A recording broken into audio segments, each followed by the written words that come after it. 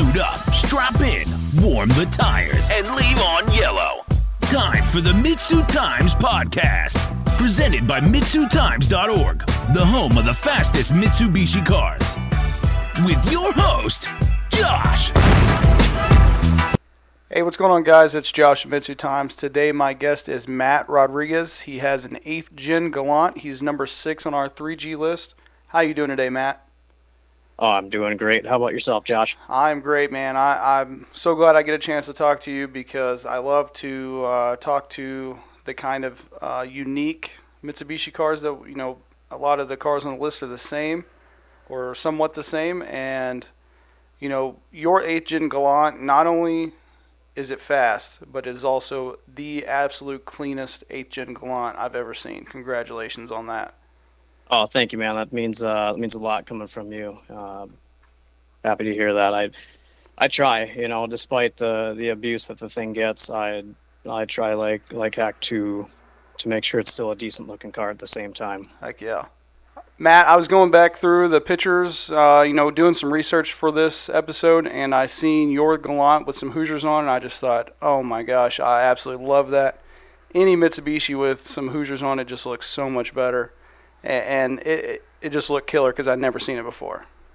Oh, I agree, man. There's just something about the look of really any car on some Hoosiers with the bright white lettering that just really stands out and shows that it means business. And to see it on, you know, any DSM, you know, or any Mitsubishi Evo, you name it, that's a look that just is stuck in my head that I've wanted for the thing for a whole time, but not also just the look, but to be able to back it up and make use of it, which, you know, I'm still working on, still trying to get there, but, it's a never-ending battle. But, I mean, unlike a lot of Galant owners, you're making the attempt, and that's what we appreciate, Matt.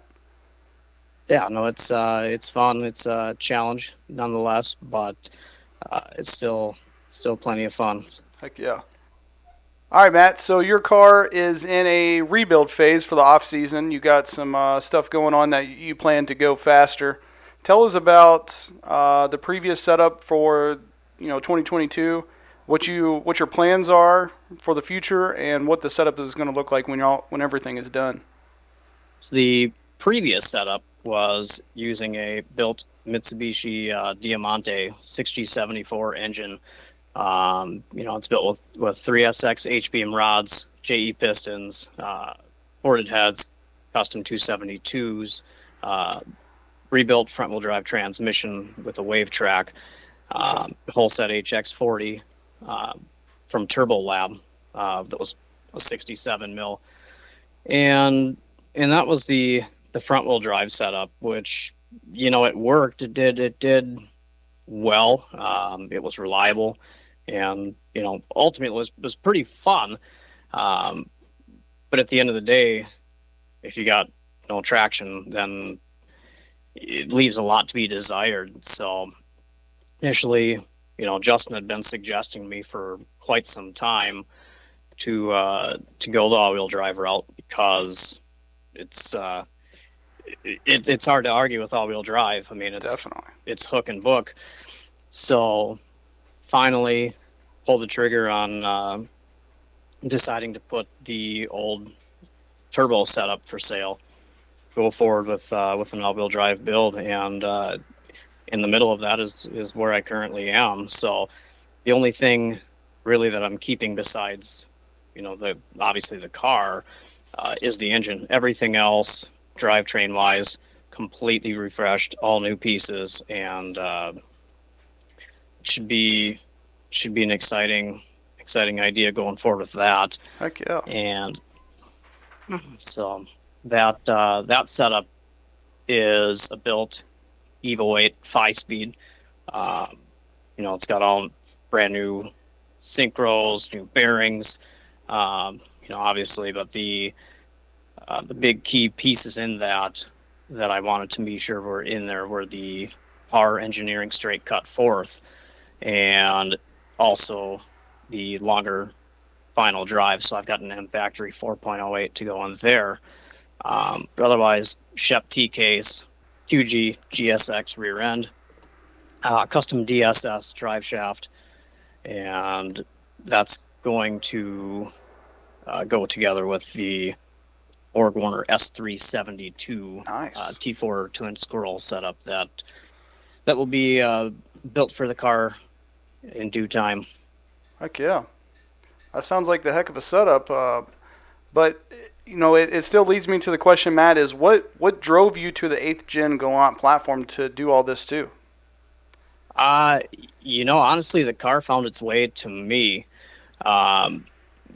Really, I would have never picked this car in a million years if I'm being 100% honest beforehand. Um, you know, Back in 06, I was dead set that, a big American V8 was the only way to have fun with the car, So I had this old 73 Pontiac that I was messing with at the time, you know, different cam, different set of heads, Edelbrock intake, all the Yeah. usual muscle car guy stuff.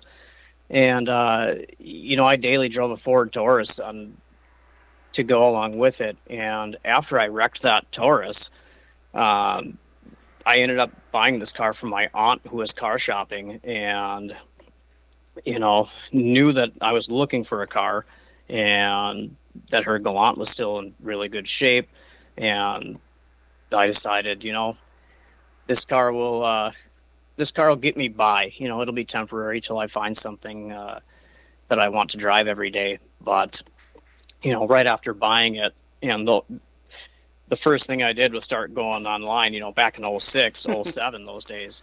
Forums were such a huge thing. So sure. I stumbled across galantforums.com, I think it was, or .org, whichever it might have been at the time. I feel bad for forgetting, so sorry to the previous owners of that before that shut down. And then the galantcenter.org, and that was the big one. Okay. And it took no time at all before I created an account, started seeing what everybody's doing. At that time it was mostly JDM VR4 front end, exterior conversions, the bumper, grill, headlights. Oh, okay. But the cars looked great in comparison to what mine and every other US Galant looked like. So it didn't take long, and that ended up being what I decided to invest my time and effort on was the Galant. I just couldn't get over the way the thing looked with that JDM front end. Heck yeah. Well, I'm glad that you got hooked into it because you've come quite a long way. Yeah, it's been it's been a heck of a ride. Absolutely. So, Matt, you talked about a lot of the owners doing exterior mods and not so much performance mods. What is it that's going on with the 8th gen Galants that nobody's really building them to go quick? I feel like with the VR4 only being available overseas in the 8th gen, that left Mitsubishi only giving us really a cheap commuter. It was marketed to be an alternative to the Camry and the Accord and whatnot. So they're just, on the surface, isn't anything that would really lead anybody to think that they would want to build it to race, or do anything really other than make it look like the VR4. Yeah.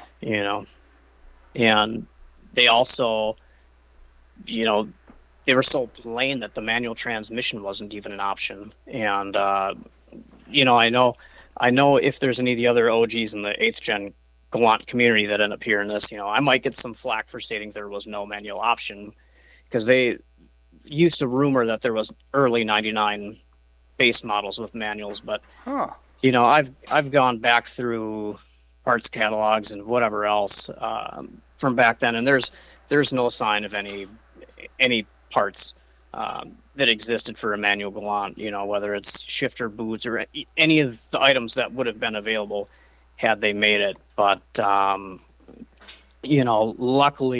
the 3G Eclipse parts are interchangeable, so Oh yeah. all the parts were there, if a person had the know-how and the desire to do it. Heck yeah. And we're seeing, so many people build the third gen Eclipse. I feel like we're, kind of at a place where, maybe not more parts are available than ever, but we're starting to see more performance parts being more and more available, if that makes any sense. So Yeah, and that usually, in my opinion, comes from an interest yeah, in a specific platform. So now that I don't want to say that they may be gaining some popularity and some traction there, it definitely helps, even if it is about 20 years behind the ball. right, for There's sure. something finally really getting started beyond some of the early, what I'm going to say, mishaps in trying to modify the third gen Eclipse that just didn't pan out in the early days. Yeah. It's odd that you said that the Galant owners were mostly focused on exterior mods, because my experience with the third generation Eclipse is very similar. Is that most of the owners, 99% of the owners, are only interested in exterior modifications. That's an interesting coincidence. Yeah, and I agree. And I think it's just because it doesn't require the technical knowledge or having to really take on a big project. And not to say that any body work is not difficult, because that's an area that I absolutely refuse to touch, as far as painting and getting things to line up quite Yeah. right, or do any custom body work. I mean, that is some real talent. So, Matt, stepping in the time machine, going back to 2006 and your aunt's Galant, what did it look like when you picked it up? What was it? Pretty much just bone stock, just well taken care of, like you said? Yeah, it was a completely stock, daily driver, daily driven '99 Galant GTZ. I mean, it was as nice as the Galant could get, for that year. Obviously much nicer than what I was driving with that Ford Taurus. I mean, the thing, it was totally fine to me as a commuter, but it wasn't long. It was maybe 2 months, before I picked up, an in-gen cold air intake for it, an exhaust, some lowering springs, and yeah, I mean, it instantly took over as my project car. I mean, the Pontiac was gone within 6 months. Just knowing that I wanted to continue having fun with the Galant. Heck yeah. So, Matt, excuse my ignorance, but is the GTZ, is that basically the fully loaded model? That is well, it sort of depends how you look at it. I mean, there's the LS V6, and then there's the GTZ. They were optioned very similarly, other than the fact that the GTZ was designed to be more of their sporty model. Okay. But all it did was add a couple of body colored pieces to replace some chrome items like the grille and the rear trunk garnish above the license plate. Oh, okay. Just that, and supposedly a slightly more aggressive set of springs, but I don't think you'd ever notice it. They were so similar. So, Matt, thinking back all those years, do you think, if you could go back all that time, you would still go through all this and build this car again? Initially this one's a little difficult to answer, but if I think about it, for the most part, yeah, absolutely, I would do most of this all the same as I have. I know by the time this episode airs, I'll have had the car for 16 years.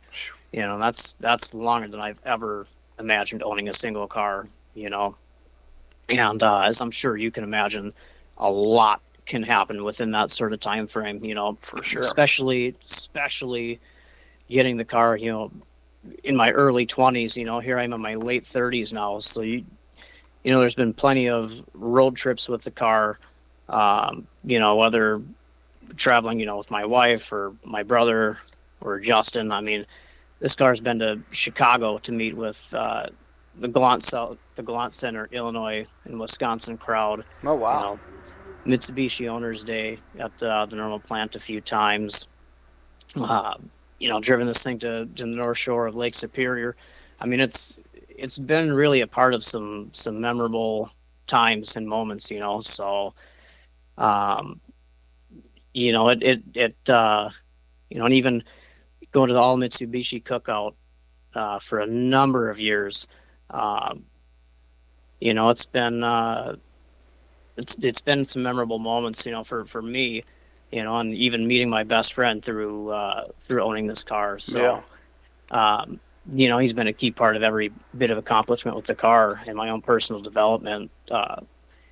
Motivating me to achieve anything I set out to accomplish, whether it's the car or life. So, as far as the build goes, though, I think one thing, really, only one thing I would have changed, and I think that would be how long I spent trying to make naturally aspirated power. Okay. I feel like I spent a lot of time, just not getting very far. I completed the first 3.8 liter non-Myvex swap of the whole 8G 3G platform early on in 2010. Wow. And I didn't go turbo until 2016. So I spent a lot of time that I feel may have been wasted trying to gain more power that way. And it only, from the time I first swapped that engine to the time when I ditched it to go turbo, I mean, it was only a difference of 50 horsepower. So that was a lot of time, a lot of effort, a lot of work to gain, what you could turn a boost knob a couple pounds of boost, on any given turbo setup. Right. So. Okay. I got to make it to one of those Minnesota all Mitsubishi cookouts. That looks like a good time up there. Yeah. Kurt sure puts on quite the crowd. I mean, it's a pretty, what I would say, low key, just a good gathering. On average, there's probably about 100, 120 cars. But in the past, on the highest year, I think, if I'm not mistaken, there may have been around 150 to 180 cars, all Mitsubishis. I'll have to plan to make it this year. Yeah, definitely. I think you'd enjoy it. I mean, even though it's not a a track event, not a racing event, nothing of the sort, just to see that many people come together in one place, in that many cars in one place is definitely something worth seeing. For sure, especially with people the same passion as you. That's what makes it for me. Yeah, no doubt. So, Matt, you kind of already answered it, but let's talk about what motivates you to keep going with this car. I mean, you could have easily, saved yourself a couple $1,000s, if we're honest, and jumped to a different platform, but you chose to stick with this, and you chose to keep pushing it after all these different setups. So, what is it about this car that makes you keep pushing it? Well, ultimately, just the desire to go fast and have fun doing it. My biggest issue is I'm a very stubborn person. So the thought of starting over with a different car and trying to do it all again, I mean, even if it were an Evo or a DSM, even though in the long run it would be less work, I believe, to me it feels like world-changing, like it would take so much to learn a new car, even with the similarities. Yeah. And I know any person out there with any bit of sanity, it doesn't make sense why I stick with this thing.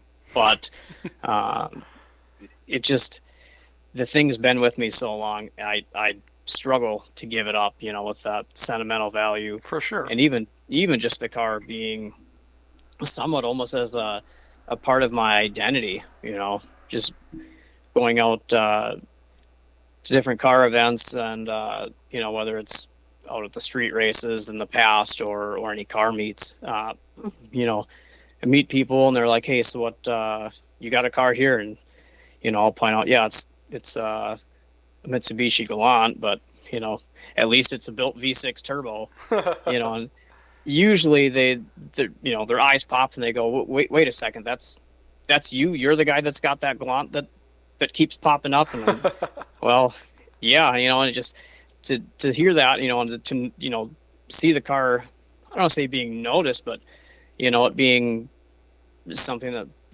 shocks people. They're like, wait, that I would never imagine a Galant to look like that. And for you to do it, have it be turboed and whatnot, it's kind of exciting, kind of cool. I mean, I don't really flaunt or whatever else, but for being just your regular middle class guy, working on this thing just to have fun, it's just kind of fun seeing some sense of pat on the back or something of the sort. Yeah, and like you were saying, you could go to a DSM or an Evo and save time and money, but to do something that no one else is doing, I mean, that has to feel so good. Yeah, it's got its definite unique, aspect. Yeah. Which has been fun. So, Matt, what are your goals for 2023? I mean, obviously it's to finish this rebuilding phase, but is there anything past that you just want to, like get the all-wheel drive system kind of ironed out? Yeah. I mean, my ultimate goal for this upcoming year is, just being able to get the car on the road, enjoy driving it, put some miles on it. It's been off the road for about a year and a half, well, a little over a year now. And even the past couple summers before this, I probably haven't driven the car more than a handful of times. It's really been on the back burner as far as any priority that I've really had right now. But, now that I'm getting back to it, and seeing that, there's a drivetrain in the car, it's taking shape, which is, it's motivating to see, so I know that there's a light at the end of the tunnel for this. So, as I look at it, my true goal for this year, would be to have the car back at the track, alongside of Justin's Eclipse and my brother's MyVec swapped Eclipse as well. So, I just want to see us all out there at the track, setting new personal bests, getting some new time slips up on the board, and just being able to get out to the track with each other and have some fun. Heck yeah, that's what I like to hear. Yeah. So, Matt, obviously you got to have long-term goals, especially now that you've got this new build going. You're already, with the old build, you made 552 and 562 torque. So, do you have any power goals or any quarter-mile goals for this new setup? Long-term quarter-mile goal, I'd love to see the car run 9s. And I know there's been a lot of talk on the 3G platform of people claiming and dang near promising that they'll run 9s, 10s, you name it, for some time now. Yeah. And the fact of the matter is nobody's been back into the 10s in over 4 years. Right. And I fully expect that to change this upcoming year. Justin's car on there, there's no doubt in my mind that he'll reset the bar for sure beyond what most people will imagine, So, to me, to eventually put myself in a solid second place alongside him is, that's the ultimate goal. I mean, I shouldn't even say alongside, because I don't think 9s is going to even be what you can consider alongside with where he's going, but just to be up there, really is the long-term quarter-mile goal. But as far as power, I really don't have a number in mind. I mean, the 1,000 horsepower barrier is, to me, incredible. Yeah. In really a number I'd love to be able to say. Especially now they say 1,000 is the new 500, but to me it doesn't really matter what the power actually ends up being. As long as it gets down the track in less than 10 seconds, the power number couldn't mean less. Exactly. It's like the T-shirts that I seen for sale at World Cup this year. On the back of them it would say what's your dyno sheet trap? Yep. You know, you couldn't find a better saying, you know, and I know the car's not there yet to be able to really pull that shirt off, but you know, it's something that's stuck in the back of my mind as I look at where my car's been, you know, both on track and at the dyno, and it just doesn't correlate. So I need my long-term goal to not worry about the dyno numbers, just get it down the track in 9 seconds. Call it good. Heck yeah. That's what I like to hear. That's my kind of goals. Yeah. Just to have the thing make clean passes and go out there and have a ball with it. Yep. Be consistent. This episode of the MitsuTimes podcast is brought to you by Evo Spec Performance. Evo Spec Performance specializes in complete plug-and-play, drop-in ready fuel systems that support mild to wild setups ranging from 500 horsepower all the way to 1,200 plus horsepower. They carry complete DSM and Evo titanium hardware kits. Compared to factory hardware, Evo Spec's titanium kits are 50% lighter, stronger, as well as rust and corrosion resistant. They offer custom billet machine parts that focus on increasing performance, efficiency, weight reduction, and give that unique custom finished look that you expect. Find out more about their products and services at evospecperformance.com. So, Matt, have you had any other Mitsubishis along the road? I have, you know, and even though the Galant has been my first, you know, I've had a few since. It was about 10, 11 years ago. I picked up an 02 Eclipse GT Auto, you know, as a daily for the wife. Yeah. And that served her well for a while, but I ended up doing a 5-speed swap on that thing so I could put up with dailying it once we bought her an Endeavor. So for a while it was an all Mitsubishi household, and that whole deal lasted about 5 or 6 years, and her Endeavor ended up getting totaled, and you know, the Eclipse got sold, and now I'm just down to the Galant again. I was gonna say, it sounds like it was an all Mitsubishi V6 household. Yeah, it really was. It really was, man. I just couldn't get enough of these things for quite some time, and You love yeah, it. now I just don't have enough time and effort to worry about more than one. You love the punishment of that timing belt, I guess. Yeah. And the funny thing is, I mean, her Endeavor only had 60K on it when we bought that thing, and first thing I did, pull the front timing cover off it, and that belt was cracked as could be. So, you know, next day, brand new timing belt, water pump, get the thing back on the road, not even worry about it. Exactly.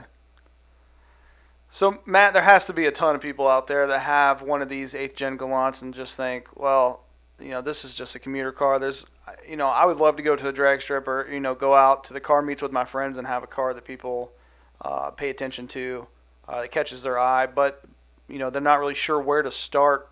Over all these years, you've gained a ton of experience. Is there any advice that you would give somebody that's about to start their 8th gen Galant build? Absolutely. The first thing I'll suggest is don't believe everything that you randomly read in the Facebook groups. You know, whether it's the 8th gen groups or the 3G Eclipse groups. I mean, just because there's a lot of crossover there, but you know, you get to the 3G groups and you get a lot of people who you know, just want to hear themselves talk and seek tons of attention there. You know, they know the audience is there, and you know, you end up getting a quantity over quality deal when it comes to a lot of the members, sadly. You know, and as far as the 8G stuff goes, if you go into any 8G groups, there just isn't a whole lot of performance oriented content there. You know, most of them, you know, early on there was some. I mean, there were some all-wheel drive turbo 4-cylinders. Oh wow! And there were some turbo V6s as well. But a lot of them, I don't know if it was just to try to create some hype on these cars or what. But they just either seem to underperform or underdeliver, or they just part them out or sell them, before they shared any results. But most of it is all cosmetic on there. So if you're going to build one, I encourage you to decide what route you want to go. Whether it's 4-cylinder, V6, auto, manual, front wheel drive, all wheel drive. Find a car that shares that build that you want. Find one that inspires you. Dig in, make the mistakes, learn from them. And build your car for you. What you want it to be. So many of the cars that you'll see on the line, whether it's on, not so much in the Galant groups, but Instagram, for instance, there's so many builds where, as they post and share whatever, they're asking for their followers' opinion on what they should do with their car, what parts they should do. Should I get this or that? And eventually those cars powered out or disappear. I feel like if you build your car to please others, I don't think you'll truly be happy with it. So you have to know what you want and build a car that's for you. Yeah. And ultimately, that's, you're more likely to feel satisfied in doing so. Okay. I like it. So, Matt, we're talking about a car here that is very similar weight to the Evo, around the same time frame, 8 or 9, both just a tad over 3,000 pounds. Mm-hmm. What's the strengths and weaknesses of the 8th gen Galant? Because obviously we have the 4G 4-cylinder that obviously we know has tons of potential. We know the V6, who we're starting to see more and more potential from. So what if I'm an 8th gen Galant owner? What can I excel on, and what's going to hold me back from really being quick? So, the biggest thing that the 8th gen Galant has going for it is the fact that Mitsubishi didn't really leave this thing hanging when it came to the parts interchangeability. You can build it with just about anything you want from any of the other much better, performance Mitsubishi cars. The V6 cars, they can ditch that 3-liter for the 3.5 or 3.8. And the 4-cylinder cars, they came with the 4G64. It's set up and oriented in there the same way of the Evo 7, 8, and 9. Yeah. So you want to build that Evo power plant for your 8G, it's there. And if you want to go all-wheel drive, swap in the rear subframe into the back of your 8G, and it's about the same as converting a 2G Eclipse GST to all-wheel drive. Yeah. That subframe with slight modifications goes right in there. Fuel tank, you name it. Evo 7, 8, and 9 Brembo brakes are direct bolt-on. Wow. And anything you want to do as far as building it, like an Evo or DSM, is pretty much possible. And as bland as the Galant looks from the factory, you've got all the VR4 exterior parts to make this thing look as good as you could make it perform. So, it's got that real distinct 90s JDM look, with that front end that you can't mistake with anything else. Yeah. But, with all that potential, though, it is easy to see where you could go wrong. The car from the factory wasn't good looking, and it was front wheel drive, horrible automatic transmission, and so to do anything with the car, you really need to do a full drivetrain swap, so it's going to require a bit of work if you want to build one to jump right in. And even just finding a good donor car to start with. These things are getting tougher to find. Right. Nobody took care of them. Nobody treated them nice, other than maybe the few hundred people that you'd find on the Galant Center back in the day. So these things are getting tougher to find in good condition. Because I tell you, my brothers and I, and Justin and I, we were always looking to see if there's a good donor car out there still to build. And man, it's they're getting tough, especially especially up here in the Salt Belt. Oh, I bet. And like you were saying, they're kind of in the market where they're affordable to people who don't have a lot of money. So of course they're not going to be well maintained, and obviously they're not getting any younger. So the miles are just going to go up and up. Yeah, and that's exactly what you come across when you search Marketplace or Craigslist or anywhere where you would find one for sale. Yeah. So Matt, I always love to talk hypothetical with people on the podcast. The 3G list has been a little stagnant. We haven't really seen much change in the top 10. I think just one over the past 2 years. Obviously, like you were saying, we're going to have some heavy hitters hitting the track in 2023. Do you think that an 8th gen Galant could make its way to the top of the 3G list? I just with Justin's car coming back, I don't see it happening unless somebody's got a car they're pulling out of their garage tomorrow that's been ready to go, that they're hiding. I mean, I'd say chances get slimmer by the day. Yeah. Yep. And as far as anything realistic, I think as far as really any other car on this platform goes, if you want to get up there, I mean, you're probably looking at your target is going to be second place. I mean, I hate to sound pessimistic to say it'll never be done, but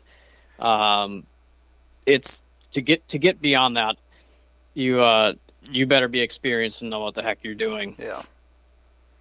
Okay. Just let's just keep some of the big shops off this list, and I think we'll be okay for a while. You don't have to discourage them, because I'd love to see what any of them could do with this, because I guarantee it'd be right in line with what they're doing with their Evos, their DSMs. Yeah. Because the cars are so similar, but.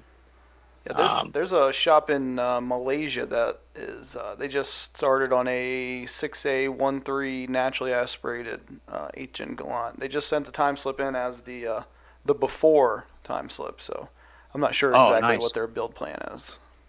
Okay, yeah, I'd be interested to see how that pans out. It's always good to see more of them popping up. Definitely. And it seems like, Matt, I'm sure you notice, obviously, since you live there, but the 8th gen Galants that we see on the list are all from your area. Yeah. With a few exceptions. We've got, besides mine, right below me, you've got Jigs. Yep. And he's in the Midwest as well, in the Chicago area.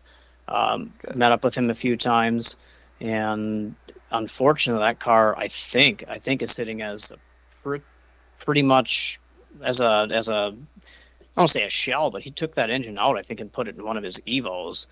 So I know every once in a while I think that he gets that, man, I should put this car back together thought, which if it happens, heck yeah, let's see that thing run up the list. Yeah, and we got Andy in 26th. Yeah, that's actually one of my brothers. Oh wow! And that car actually has Justin's old daily driver 3G engine in it. Dang! So we did the engine and manual trans swap from Justin's old daily into that thing, and that car's floating around in Iowa somewhere now. Since it had been sold, but it's around. It was for sale on Marketplace. I think it's changed hands once or twice since, but okay. I think they blew the diff up in that car. Well, if it's the 3G trans, that's not hard to do. No doubt. It's been its weakest link. So Matt, what events in 2023 could we come out and see your car in action? That's fully dependent on how well this finishing the car goes this year. But, I'd like to get out to Rock Falls at least a time or two to go at least see what it'll do. I just want to make clean passes with it. But otherwise, stretch goal, I'd really like to make it to Proving Grounds up at Brainerd International Raceway this September in their late event. And with it being late enough in the year, there's a chance, but it's hard to say. It's hard to say if it'll be worth bringing it up there at that point. Okay. We'd love to see you guys at the shootout. Yeah, that would be a trip worth making once I feel it's worth bringing my car there. And I think Justin's car would wow a lot of people there. For sure. Change a lot of minds. No doubt. Yeah, to see a 3G actually show up and put some solid times on the lights. I mean, it would be a fun trip to make. We definitely hear rumors.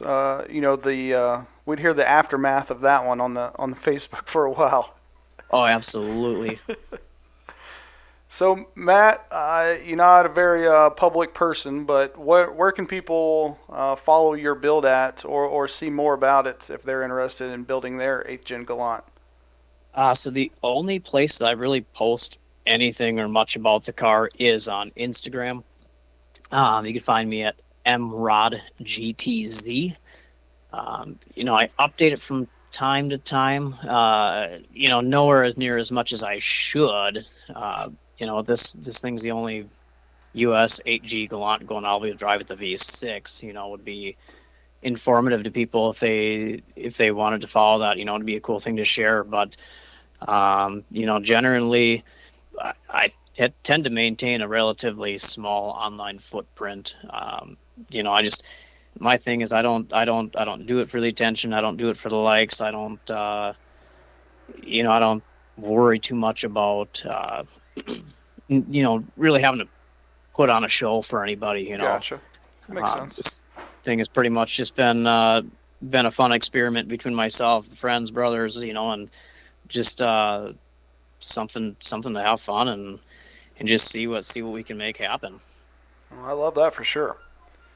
Well, Matt, I always give people a chance to give a shout out or a thanks to anybody who's helped them get their car where it is or to get them where they are. Is there anybody that you want to give a shout out to? Yeah. I've actually I've got a few people that I really like to thank along the journey here.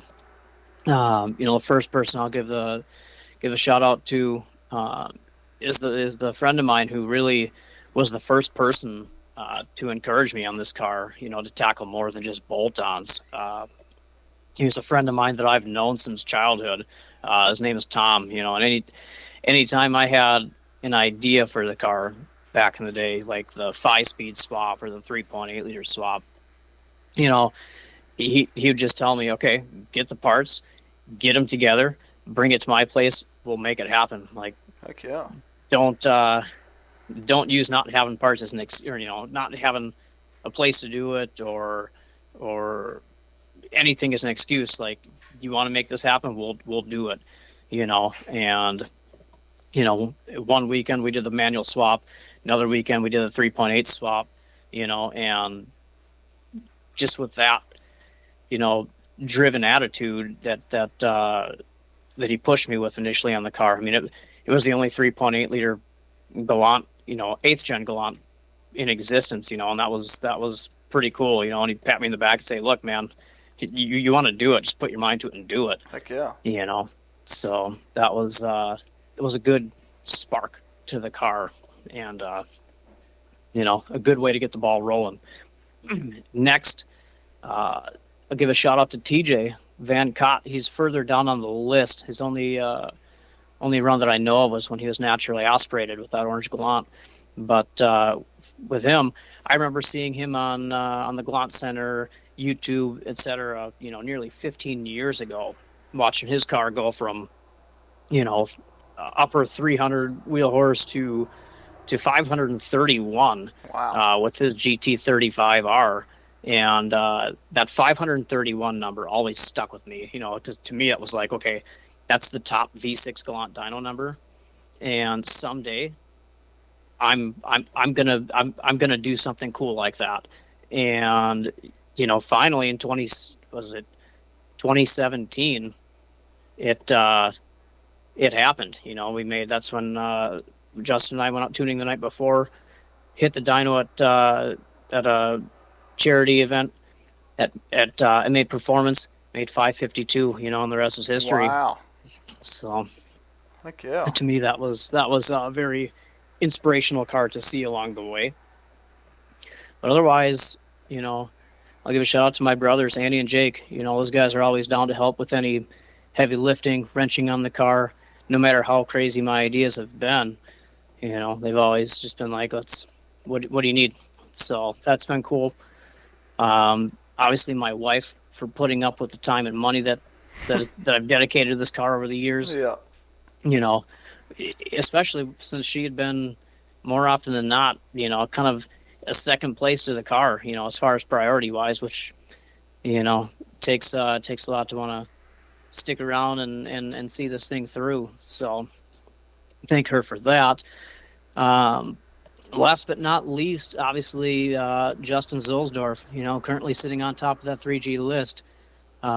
Truly a best friend, a real motivator who's been the largest impact on getting this car to reliably make power, fabricating so many parts on this car that I can't even recall offhand. Between the turbo setup, making the all-wheel drive conversion a reality and not just a dream for me. So huge thanks to him and everybody else along the way who's inspired, helped, and or motivated me to get the car where it currently is and where it's headed. Heck yeah. Awesome. Well, Matt, hey, thanks so much for coming on here and doing this thing with me. I hope that we can get some people with some 8th Gen Galants to get out to the track or to, buy this part or buy that part and try to get a little bit quicker. Yeah, I would love to see it. And thanks for having me, Josh, man. It's really been an honor to be on this podcast, man. And thanks for what you've done with the MitsuTimes list. I mean, going through the old forums and whatnot over the years to have to try to look for time slips or any of the info. I mean, you'd go through countless threads. So to have it all in one database and an easy to organize setup is just phenomenal, man. It's just a great thing to have for the community. Thank you. I really appreciate it. Makes it all worth doing. Absolutely, I bet. All right, Matt. Well, again, thank you, and I hope that we can hear from you get another update from you soon. Yeah, we're working on it. Thanks again, Josh. Absolutely. Thank you for listening to the MitsuTimes podcast. Check out our Instagram and Facebook for daily updates. Get added to our list by going to MitsuTimes.org and clicking Submit a Slip. Thank you to all of our sponsors.